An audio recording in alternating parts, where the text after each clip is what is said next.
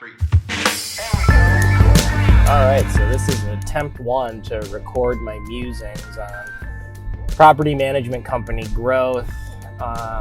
Just start off by saying my usual spiel of, there's a huge focus in this industry on, creating additional inbound leads through SEO, right?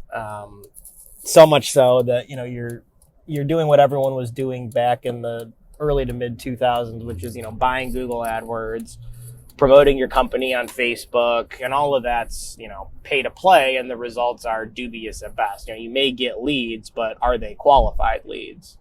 Are they people that, are kiting between property management companies that are bad owners that are going to cost you money? I think the focus for management companies, especially in a high interest rate, recessionary environment, is to help the clients that you already have grow, right? And so how do you do that, right? Well, the first way would be to identify investment opportunities. Find them deals that they want to buy. So create a buyer profile for each of your clients that, matches the criteria with which they've used to make a purchasing decision before. You can do that by looking at, an area. Like if it's, if you're in the Metro Detroit area and someone really likes, East Point, that's box number 1, right? Look at square footage, look at beds, baths, look at the style of the home. If it's all brick and you send them something with siding, they're probably not gonna like it because there's a perceived value to the brick in that particular buyer's mind. Step 2 would be figuring out how to go from, hey, this looks like a property that you would like, right? To, hey, like you have the wherewithal to purchase this property. So that comes from, understanding your client's financial situation. And you could do that by sitting down once a year and saying, hey, so like what's the goal for growth in your portfolio this year? A relatively simple question, right? But nobody's asking that question. How do you want to grow? How many doors do you want to own within the next year, within the next 5 years, within the next 10 years, right? And you can put together a plan around helping that person or that investor or client achieve that goal. And then you can hold them to that plan. So putting it in writing, maybe putting together a worksheet, just to guide that conversation with your investor client is an easy thing that you can do, right? And so even if someone doesn't have the cash to close today, understanding the debt structure or lack of debt structure for their other properties is also critical to doing this. Maybe somebody has a bunch of money tied up in the stock market and that's going okay, and they don't want to liquidate assets to go and purchase something else. That's totally fine. Maybe they own 5 houses cash, and there's an option to do a cash out refi to get the down payment plus some additional funds to put in reserves or put back in the market, right, from the properties that they already own. With the interest rate environment where it's at right now, you're not going to get, 3 to 4% debt. You might be getting, 6 to 7, but you could do a 5-year adjustable rate mortgage, which is basically a gamble that within the next 5 years, interest rates are going to come down, right? And even if they don't, if the deal pencils at 6 to 7%, chances are they're not going to go much far beyond that outer bound, or the entire housing market would collapse. So you could just refinance into a different loan product that's not the adjustable rate, which will be prime plus, 2-3 points, depending on who you get the loan through. So really, this is the transition between being a property manager or an operational manager. So like getting rent in the door, doing maintenance, all that stuff. Technology has been a huge factor in accelerating, our ability to do that within the industry more efficiently, faster, better, all of those things. So those services, being a good collector of rent or doing maintenance effectively or managing tenants and all that stuff, anybody can do those things. The thing that's going to set property management companies apart in the next probably 3 to 5 years is their ability to really understand their customer, right? And help them achieve their goals within, their real estate investments. Much like a portfolio manager at a Raymond James or a, Morgan Stanley Wealth Management, right? Your job should become understanding your clients' needs, finding investment opportunities, helping them execute on those investment opportunities, and tracking progress. and being transparent about that. So if something doesn't turn out to be a good deal, hey, we got to figure out a way to get out of this bad boy. It has this problem, that problem, whatever. It could be additional financing. It could be selling the property after it's been rehabbed to somebody else. Maybe that's not one of your clients, right? But helping that client manage their portfolio and understanding, where their profit centers are, what are their weak links. If there's a way to correct those weak links, how do we do that? And putting together really that financial plan for the asset that's going to help it flourish in the way that, your client wants it to. And so I always like to go back to the example of, for a long, long time, human beings were hunter-gatherers. They were nomadic. They would go from place to place, hunting and gathering. And that's, kind of what SEO is like. You're bouncing from website to website. Sometimes you kill a mastodon and you can eat for a few days. But most of the time, it's pretty lean.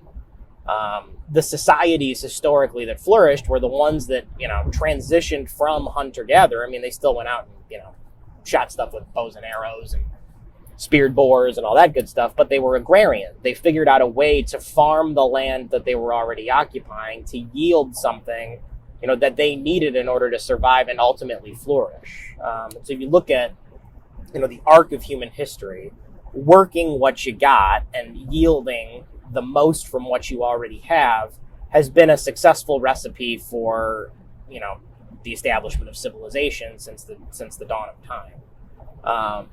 And so you can think about your real estate business or your property management business the same way.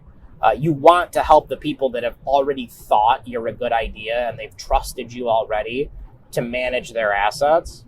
You want to help them as much as you possibly can. If you can drive internal revenue growth, you have additional streams of income from, commissions on loan placements, commissions on placing insurance policies for those properties that they're acquiring.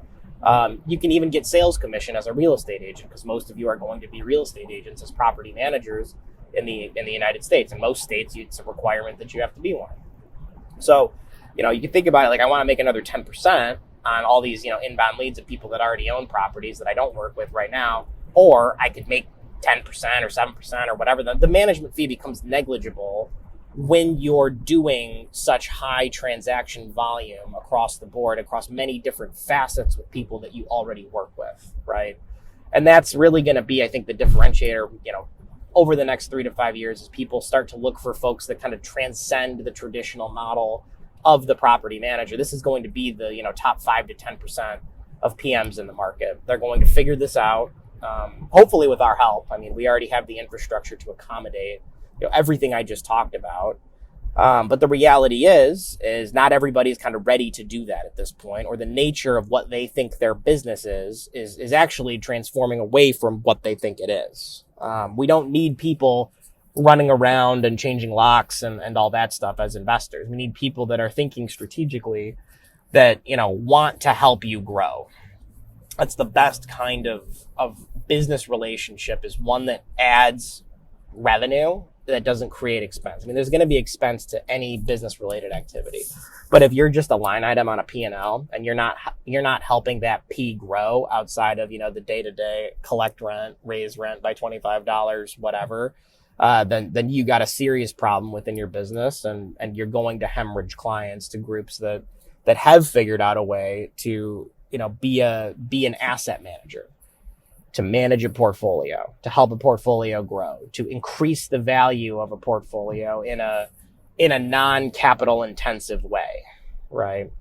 Well, direct capital intensive, not doing additional capital improvements. Well, that's certainly a part of the business, right? The reality is that people don't want, 10 houses for 10 years. They want 100 houses in 10 years, and 10 is their starting point. And they'll go out to the market and try to find these opportunities on their own, So the more that you can do to position yourselves as that, catalytic agent of growth for your clients, the better you're going to do. They're going to sing your praises all across the market. They're likely going to overlook some of your operational shortcomings, which are going to happen. Property management is a game of imperfect information by and large.